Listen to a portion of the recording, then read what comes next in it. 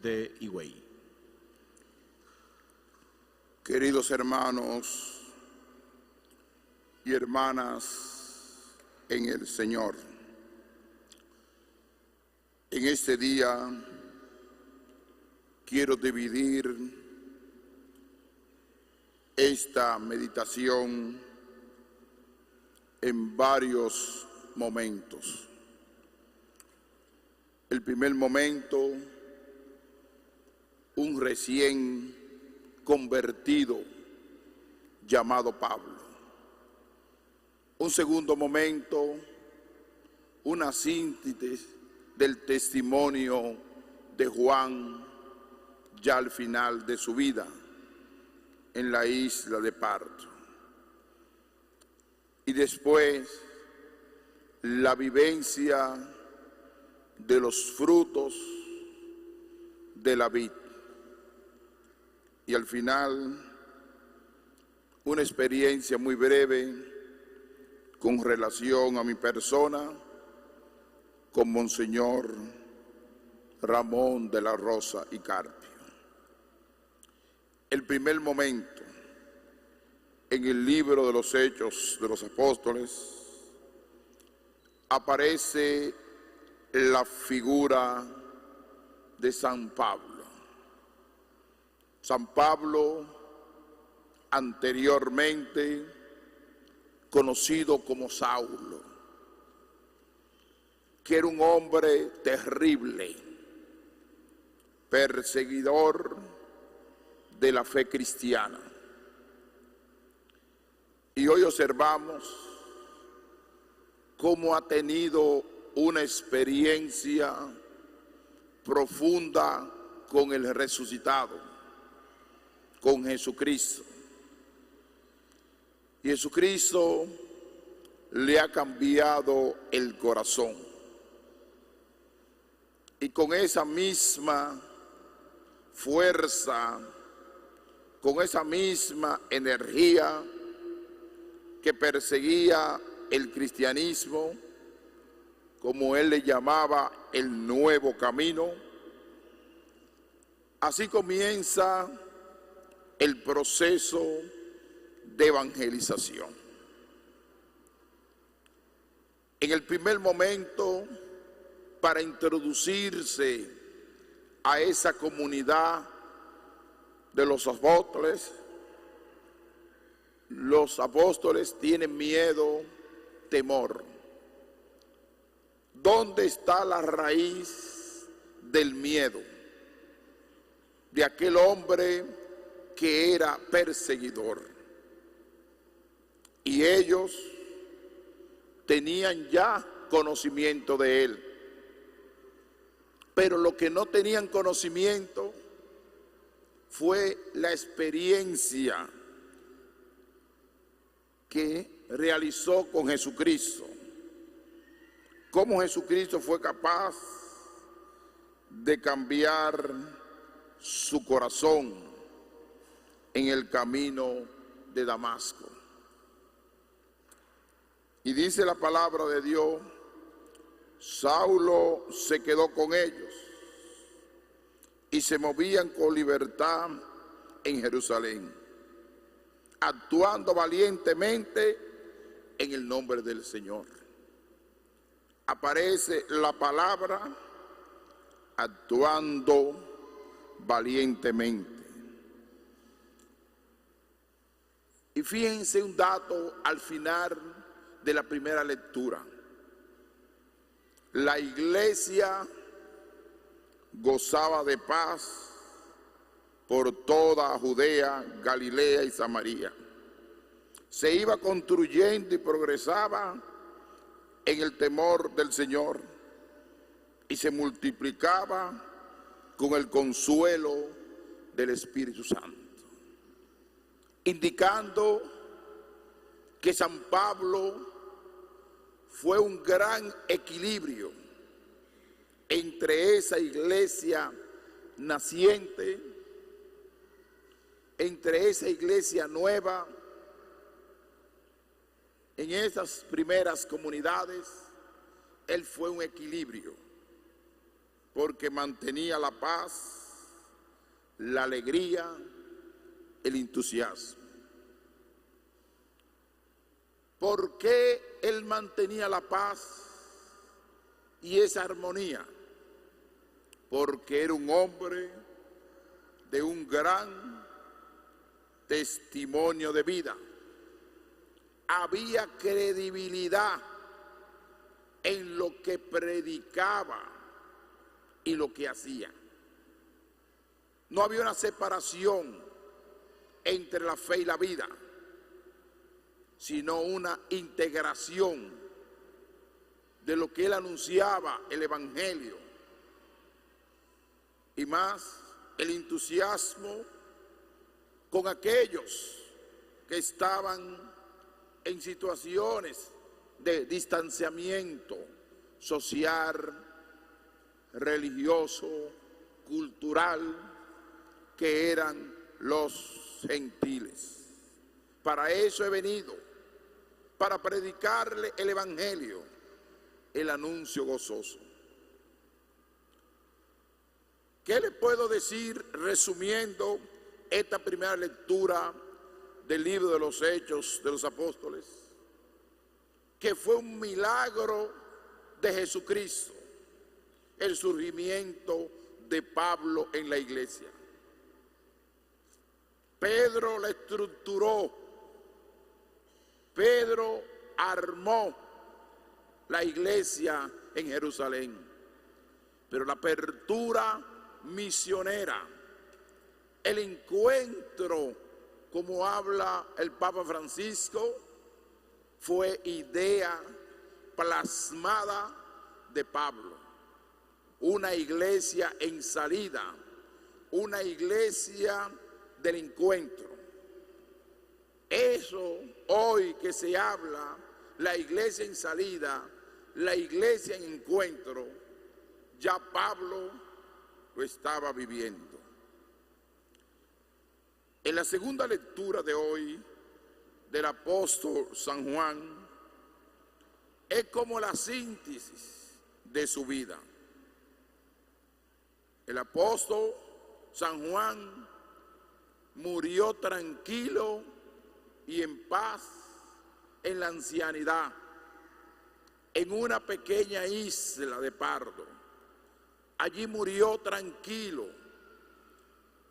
pero dejó un gran testamento, una gran justificación, una síntesis de su vida, cuando dice: queridos, si el corazón no nos condena, tenemos plena confianza ante Dios. Cuando pidamos, lo recibimos de Él, porque guardamos sus mandamientos. Guardamos sus mandamientos.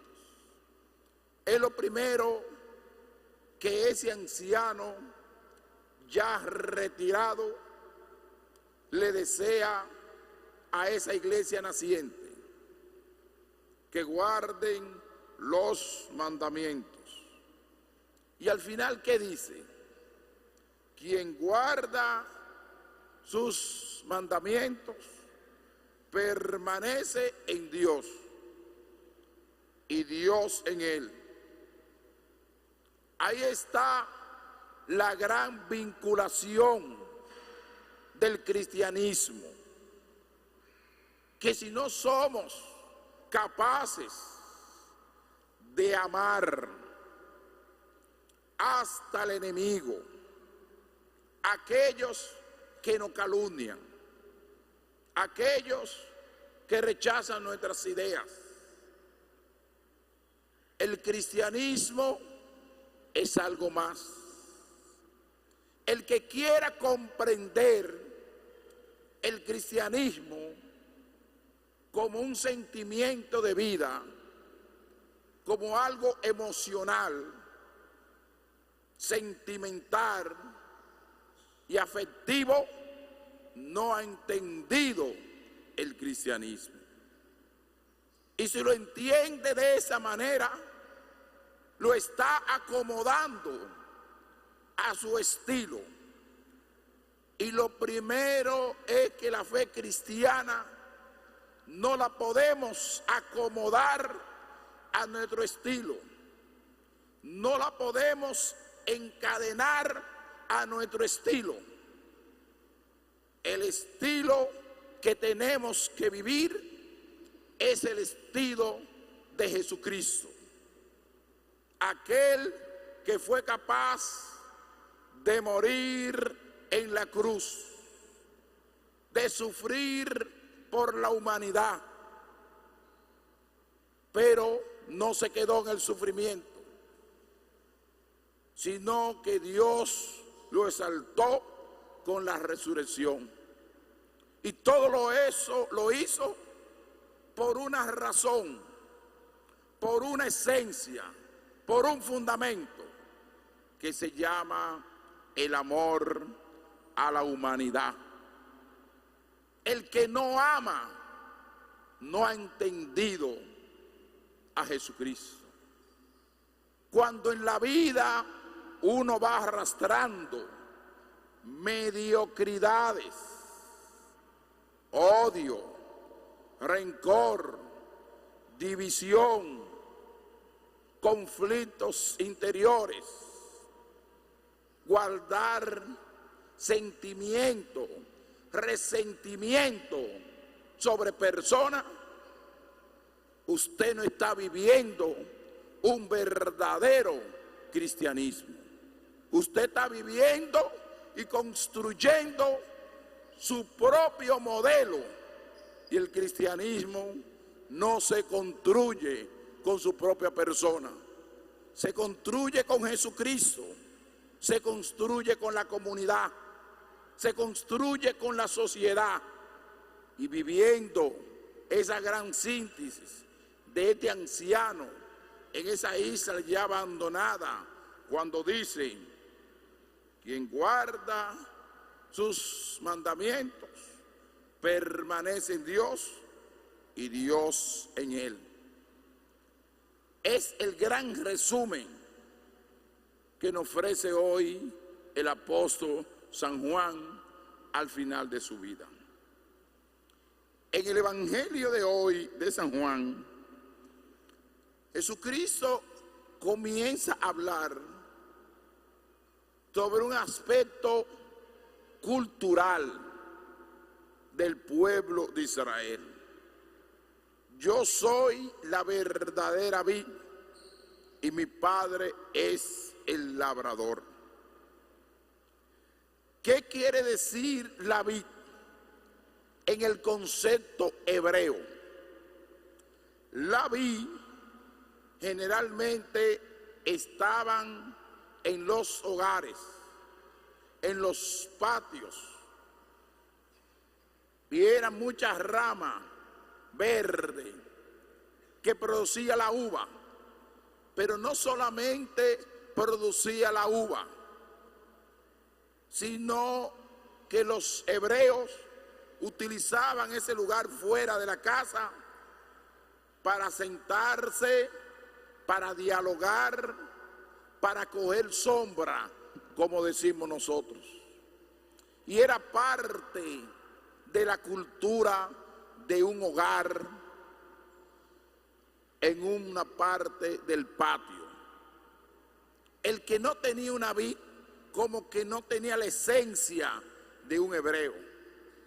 Y en todas las casas había un lugar verde, florecido, que producía la vid. Y por eso la vid que producía alegría, entusiasmo, fruto en abundancia. Y por eso en una ocasión él dice: si la vid no da fruto, traten de cortarla, porque era una cultura hebrea y él parte de la vivencia de cada familia hebrea. Inclusive en el gran templo que existía de Jerusalén, había en la entrada del templo un símbolo de una mata de la vid color de oro, donde los fieles pasaban debajo de esas ramas para pedir bendición, protección, indicando que eso era una tradición.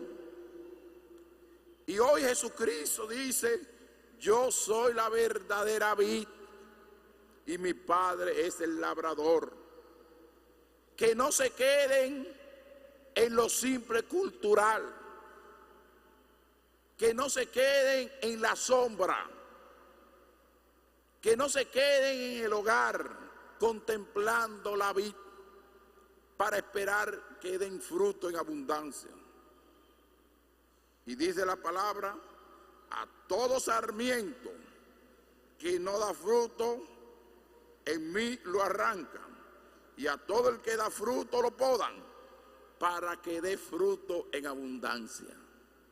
Es una vinculación aquí también con la familia, que cada familia observaba esa vid, la podaba, porque era un signo también de la bendición de esa casa. Porque cuando se producía abundante vid, abundante uva, indicaba que ese hogar estaba bendecido. ¿Y cuál es el fundamento de la palabra de Dios? Que nosotros, agarrado del tronco de la vid que produce ramos, nosotros tenemos que dar fruto en abundancia. Y dice la palabra: ustedes ya están limpios por la palabra que Él le ha hablado. Permanezcan en mí y yo en ustedes. Permanezcan. Esa vinculación de permanecer en Cristo, en la persona de Cristo, es lo que nos produce alegría, nos produce entusiasmo, nos produce energía para evangelizar, para echar hacia adelante. Y vuelve a repetir: yo soy la vid y ustedes los sarmientos. El que permanece en mí y yo en él, ese da fruto abundante, porque sin mí no pueden hacer nada. Y al que no permanece en mí, lo tiran fuera, como el sarmiento, y se seca. Luego los recogen, los echan al fuego y arden. Todo es una comparación del vínculo que vivía la familia con la vid. ¿Qué hacían la familia con la vid? Cuando no daban fruto, lo cortaban, lo podaban, lo quemaban. Y eso él lo compara con la fe cristiana, que nosotros tenemos que dar muchos frutos, pero también en la realidad social, adaptando esa palabra, no separando la centralidad de la vid de Jesucristo. También en nuestros pueblos, en nuestras sociedades, hay mucha vid social, mucha vid sociológica. Por ejemplo, la vid de la educación. Todos los pueblos tienen derecho a la educación. Y eso es una gran vid social, que todos los pueblos tienen derecho a la educación. Y por eso es penoso que a veces se pierden muchas horas de docencia por la situación que sea, porque el profesor no se comprometió en dar clase, por la lucha del gremio, por enfermedad, por cualquier situación, pero que la educación de un pueblo es fundamental. Cuando esa vida social falla o la quieren utilizar para cierta manipulación y manipular a los niños, manipular a las niñas y a los adolescentes, de no ofrecerle el pan de la educación, eso tiene al final un resultado negativo. Por eso hoy a esa vía de la educación, tanto el sector del gobierno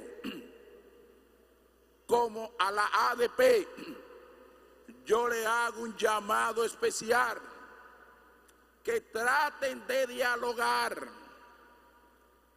Tanto el gobierno y la ADP hicieron un compromiso, que traten de cumplir, pero la culpa no lo tienen los estudiantes, no lo tienen los niños, porque ellos son los que más sufren, los vulnerables, los pobres. ¿Por qué colocar a los más débiles a sufrir? Traten de dialogar el gobierno y la ADP para que busquen una solución viable. Un país que necesita fortalecer en la educación para ir superando números, para sacar a este pueblo de la ignorancia, sacar a este pueblo de la ignorancia.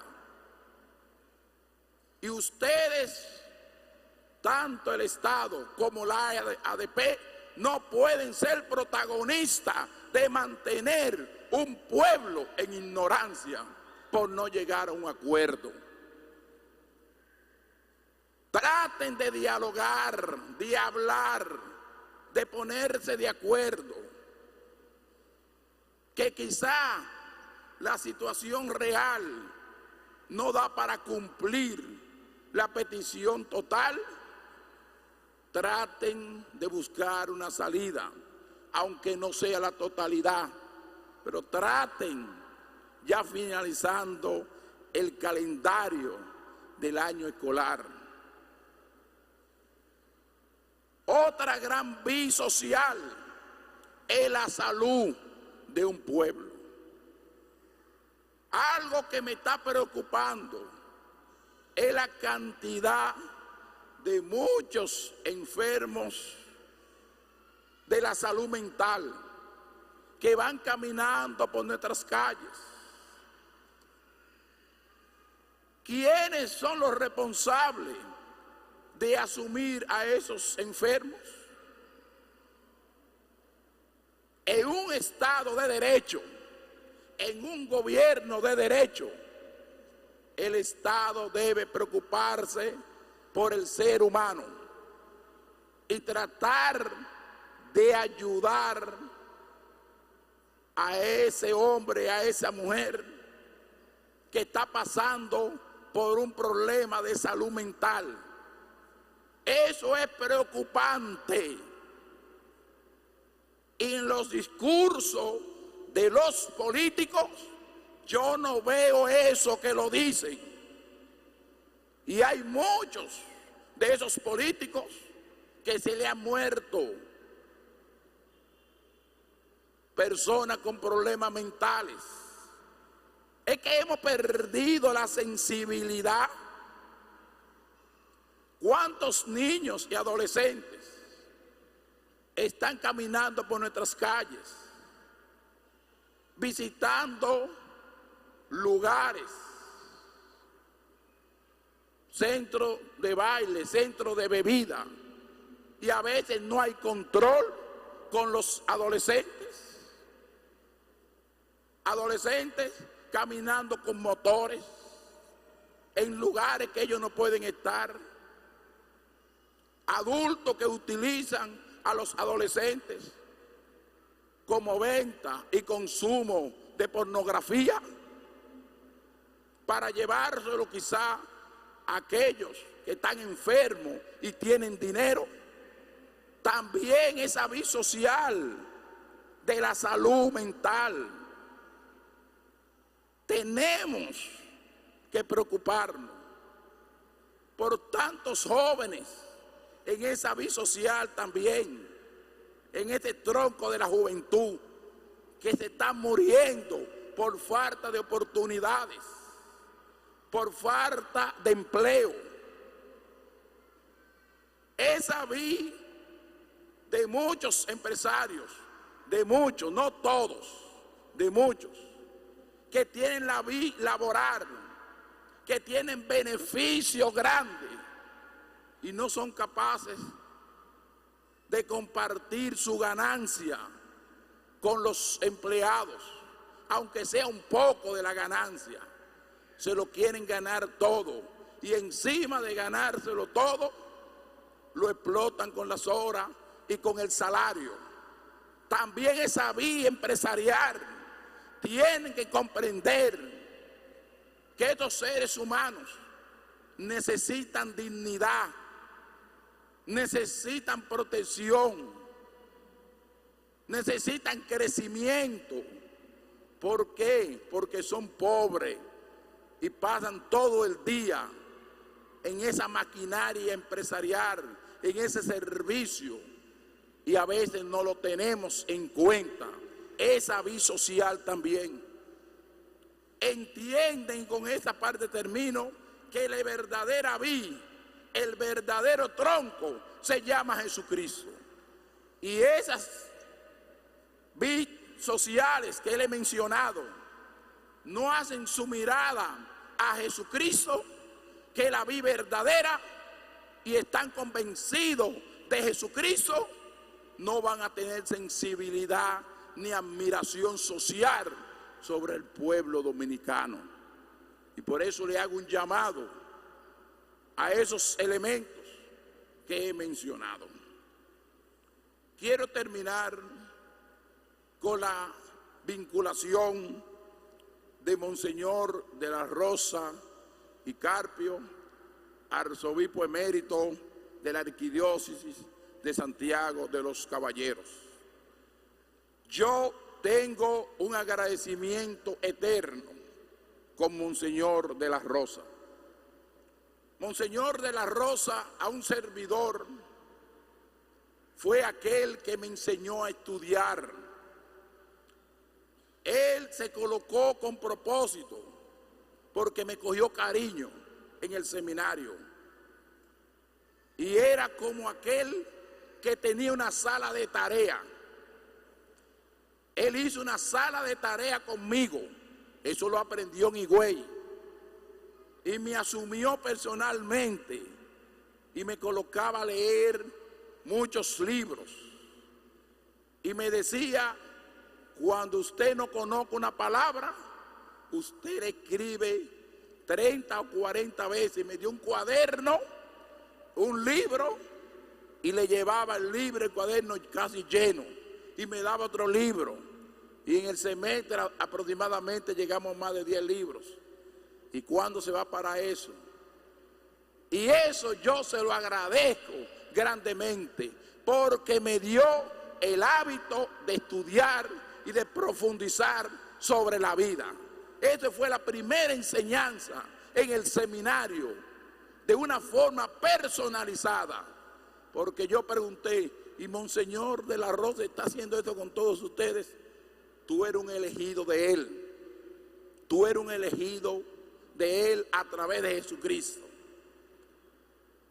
Cuando no se usaba maestro de ceremonia en la liturgia, yo muy joven, siendo seminarista, le acompañé en la mayoría de la visita pastoral en la provincia de Monteplata, para los campesinos de los Siete Picos, Sierra Prieta, todos esos campos lejanos de Yamasá, de Monteplata, tuvieran una liturgia digna, una liturgia de calidad, y una buena prédica y una buena celebración. Yo era su maestro que le acompañaba en los campos. Y cuando hacía una cosa mal, él nunca me corría en público, sino esperaba que yo estuviera muy alegre, muy contento, para decirme: te tengo una pequeña observación.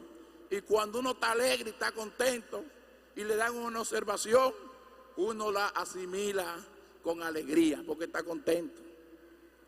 Y así me corrigió él toda la vida, con altura, con sabiduría, con prudencia, y aprendí a ser un seminarista al modelo de él. Yo recuerdo que yo tenía unos zapatos marrón de color rojo, y él me dijo: última vez que usted usa zapatos marrón con color rojo, el seminarista tiene que vestirse de esta manera. Y me dio un estilo y me lo escribió. De ahí para adelante yo nunca he usado zapato marrón, todos han sido zapatos negros. Es decir, aprendí de él eso. Y aprendí de él que en cada sitio uno va actuando con normalidad. En cada lugar uno se va adaptando a la situación. Es decir, que yo fui un alumno muy aventajado de él. Y gracias a Dios,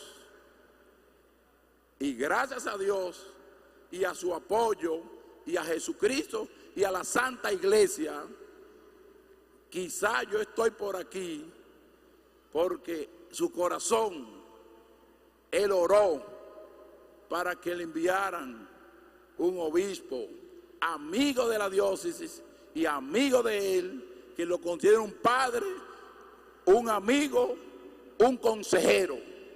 Eso ha sido Monseñor de la Rosa para mí, un gran pastor, un gran amigo.